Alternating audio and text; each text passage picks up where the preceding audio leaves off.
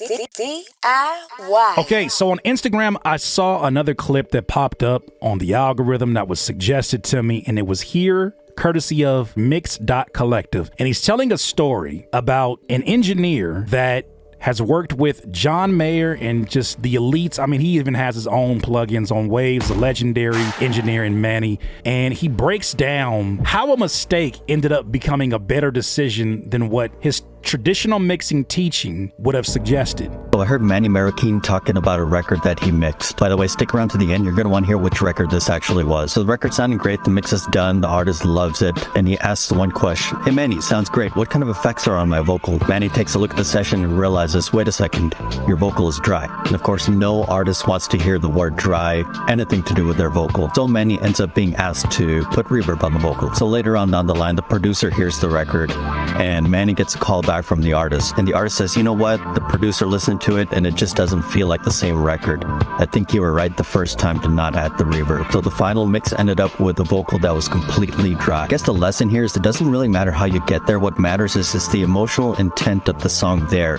Have you enhanced it with the things you've done in the mix? So if you got the mix to a great place, don't worry about adding something that you normally add.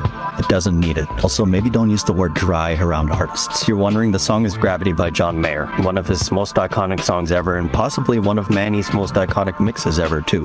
How about that? For him to not add anything on the vocal because the vocal is dry in a session, he probably was thinking like, oh, damn it. How the hell did I forget that? I am Manny. What the hell is going on? So the record sounded great. The mix is done. The artist loves it. The record is done. They think this song is finished. This one, folks, get out the booth and they sit in the chair and they sitting around, whoever they brought, like, man, that's a good session, man. This is sounding really good, Manny.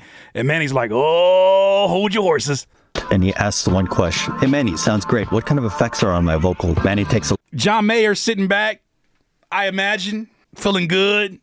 Like, damn, this song is about to go crazy. Ended up being one of his biggest songs of his career. And he says, hey, what's on that vocal chain? What you over there mixing with? And Manny's like, look at the session and realizes, wait a second, your vocal is dry. It's dry. Sahara Desert dry. No lotion on your legs at a barbecue dry. Bag of corn nuts and no beverage dry. Popeye's biscuit dry. That might be a testament to how great the equipment is, or a combination of that and the singing, or whatever it is, but must be the leveling. The gain staging must be just immaculate. And of course, no artist wants to hear the word dry, anything to do with their vocal. So Manny ends up being asked to put reverb on the vocal. That is so true. Artists, this is from the perspective of an engineer, but I've seen it from the perspective as a producer and as an artist myself, in that you never want to hear back a song that you just recorded. It just sounds so incomplete. Your voice sounds so small. The engineers I've worked with, the best ones are the ones who are like, they'll tell me beforehand, hey,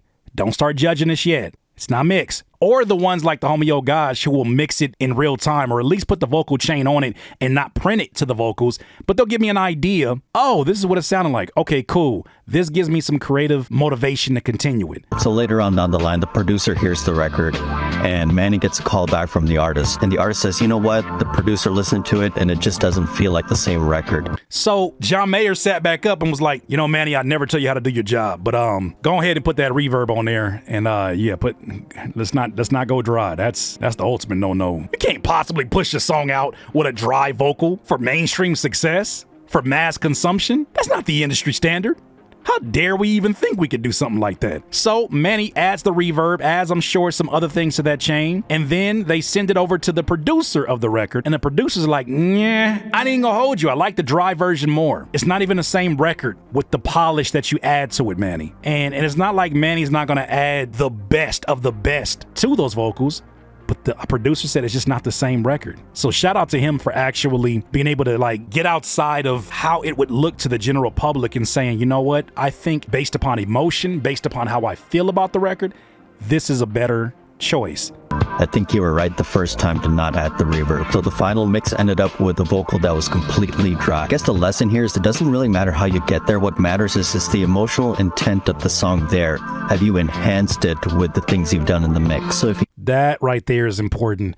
Some of the worst engineers that I've worked with are the ones who follow their own rules regardless of the new variables that are presented to them. I have a different vocal tone. When I'm rapping, I tend to be up in the mid to the high. Stop mixing my voice. Look, I got a rap voice like I-20 from old school Ludacris records. Don't do that to my voice.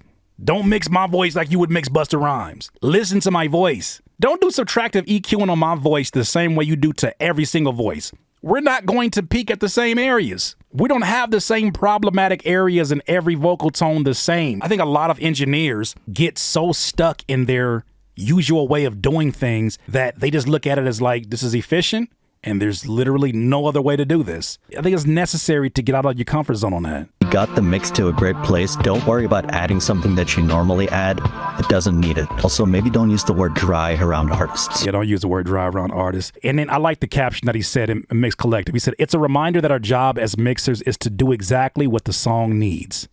Amen. Let the song guide you and don't feel the need to add things you normally do if the song doesn't need it. Our job is to bring the artist's vision to life and bring out the emotion in the song. You should always be thinking emotionally when mixing. If only more engineers thought like our friend Mix.Collective. We talked about earlier the movement we're going to start to get these suits out the booth. But I feel like it ain't just the suits. Sometimes it's the nerds that want to be heard, but they just don't want you to be heard. Get them nerds out the studio too. Get the scientists out of this creative process.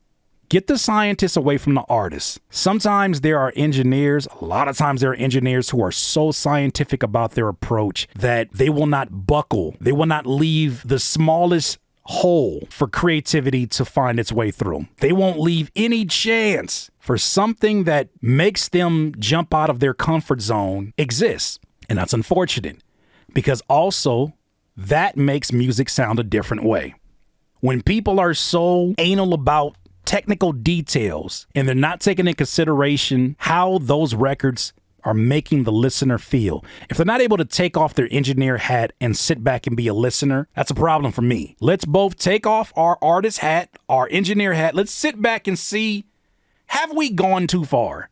Did we already cross the finish line on this one? Are we now just adding things for the sake of our musical egos? Are we now trying to go and gain clarity from a record that is more valuable by how muffled it is, by how lo-fi it is, by how dingy the drums are? Are we now trying to clean up Madlib's drums for clarity's sake and sacrificing the culture in it in the process? These are questions I need any engineer that I work with to think about. Not those exact ones, but I need you to be able to zoom out because I do that as a producer all the time. There are sessions where I'm like, this session as a producer was great for my soul. But the next day when I listen to this song, it ain't great for my ears.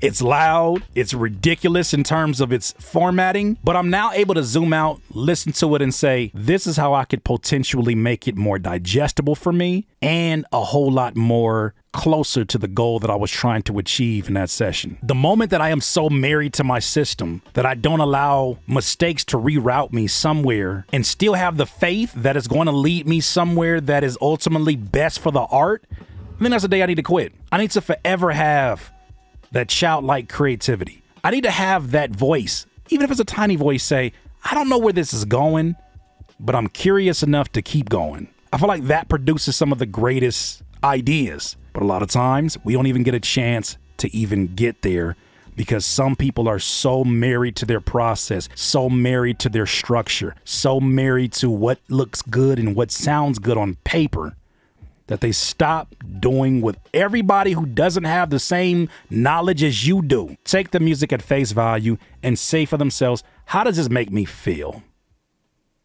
Those are my thoughts though. What do you think? Because that's crazy. That's one of John Mayer's biggest songs with that dry ass vocal. That's crazy. DIYers, if you enjoyed this content, make sure that you hit the like button and maybe even consider subscribing. Come on, man. Don't be greedy. Peace.